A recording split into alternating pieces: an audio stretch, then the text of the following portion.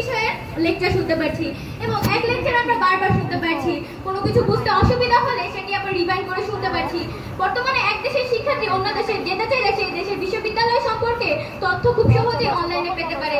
মাননীয় মডারেটর রুবাইত ইসলাম সাধারণ পরিবারের সন্তান, পড়ালেখার অনেক ইচ্ছা তার, কিন্তু গ্রামে ভালো শিক্ষক পাওয়া কঠিন, তাই সে অনলাইনে ঢাকার শিক্ষকদের কাছে করছে। হ্যাঁ, এটাই হচ্ছে অনলাইন শিক্ষার সুবিধা, যেখানে একজন শিক্ষার্থী নিজের পছন্দ মতো শিক্ষকদের সাথে অনলাইনে পড়াশোনা করে নিজেকে সমৃদ্ধ করতে পারছে। শুধু ইন্টারনেট ও ডিজিটাল প্রযুক্তি ব্যবহার করে সহজেই একজন শিক্ষার্থী প্রবেশ করতে পারে শিক্ষার দুনিয়ায়। অনলাইন শিক্ষার জগতে এনেছে বৈপ্লবিক পরিবর্তন। বিগত কয়েক বছর বাংলাদেশে অনলাইন শিক্ষার ব্যাপক প্রসার ঘটেছে। কিছু বছর আগেও মানুষ ইন্টারনেট মানে শুধু ফেসবুককে চিনত, কিন্তু আমরা জানি ইন্টারনেটের মাধ্যমে এখন অনেক কিছু করা যায়।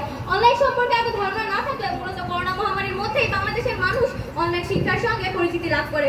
লক্ষ্য করুন প্রতিপক্ষ বন্ধুরা, যখন করোনার সময় স্কুল বা কলেজ কোনোটারই সাধারণ কার্যক্রম চালিয়ে রাখা সম্ভব হয়নি, তখন কিন্তু শিক্ষার্থীরা অনলাইনের মাধ্যমে নিজেদের পড়ালেখা চালিয়ে গিয়েছে। কিন্তু আমার প্রতিপক্ষ হয়তো সেটা অস্বীকার করতে যাচ্ছে।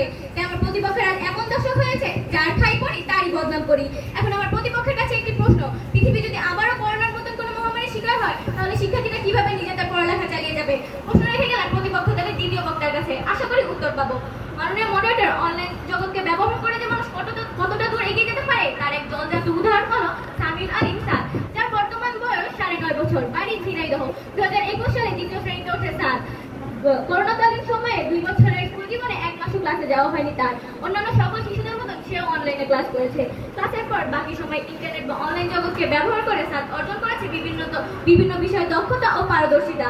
আয়ত্ত করেছে শুদ্ধভাবে ইংরেজি বলা, শুধু তাই নয়, শুধুমাত্র কলমের স্পর্শে এগিয়ে দিতে পারে পৃথিবীর যে কোনো দেশের মানচিত্র, নিমিষে করে দিতে পারে অ্যালজেব্রা ও জ্যামিতির মতন বিষয়ের যে কোনো কঠিন সব সমস্যার সমাধান। এরপরও যদি আমার প্রতিপক্ষ বলতে চায় অনলাইন শিক্ষার চেয়ে গতানুগতিক শিক্ষা ভালো, তাহলে তাদের উদ্দেশ্যে এতটুকুই, হায়রে কপাল মন্দ, চোখ থাকিতে অন্ধ। মাননীয় মডারেটর, আমাদের মাননীয় প্রধানমন্ত্রীর স্বপ্ন যখন ডিজিটাল বাংলাদেশ গড়ার, তখন আমার প্রতিপক্ষ যেন আমাদের পিছনের দিকে টানছে।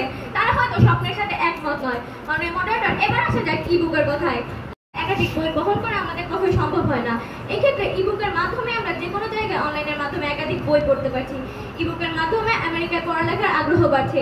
2014 সালে 28 ভাগ লোকের ইবুক রয়েছিল, যা 2013 সালে ছিল 13 ভাগ। এই বৃদ্ধির কারণ 50 ভাগ আমেরিকান 2014 সালে শুধুমাত্র রিডার বা ট্যাবলেট জাতীয় যন্ত্র ক্রয় করেছে, যার পরিমাণ 2013 সালেও ছিল 23 ভাগ। মাননীয় মডারেটর, বর্তমান বিশ্বের সবচেয়ে বড় অনলাইন ভিত্তিক পরিবার হলো খান একাডেমি, যেটি পরিচালিত হচ্ছে সালমান খানের নেতৃত্বে, যিনি একজন বাংলাদেশি। বাংলাদেশের প্রায় 2 কোটি বিশ্বের প্রায় 2 কোটি মানুষ এই খান একাডেমিকে নিজের পড়ালেখা ও আপডেটের কাজে লাগাচ্ছে। আজকাল হাজার শিক্ষক শিক্ষিকারা গতানুগতিক শিক্ষার পাশাপাশি অনলাইন শিক্ষা প্রদান করে থাকেন। অনলাইন শিক্ষা কিন্তু আমার প্রতিপক্ষের মতে যদি অনলাইন শিক্ষার চেয়ে গতানুগতিক শিক্ষা ভালো হয়, তাহলে এই হাজার হাজার শিক্ষক শিক্ষিকারা হয়তো আর গতানুগতিক শিক্ষার পাশাপাশি অনলাইন শিক্ষা প্রদান করতেন না। বাংলাদেশের সবচেয়ে বড় অনলাইন স্কুল হলো 10 মিনিট স্কুল, যেখানে বাংলাদেশের প্রায় 20 লক্ষ শিক্ষার্থী ফ্রিতে পড়াশোনা করছে। তাহলে এই 20 লক্ষ শিক্ষার্থীকে আপনি গতানুগতিক শিক্ষা ব্যবস্থার মাধ্যমে এত কাছে আনতে পারতেন? প্রশ্ন রেখে গেলাম প্রতিপক্ষ দলের দ্বিতীয় বক্তার কাছে। ধন্যবাদ।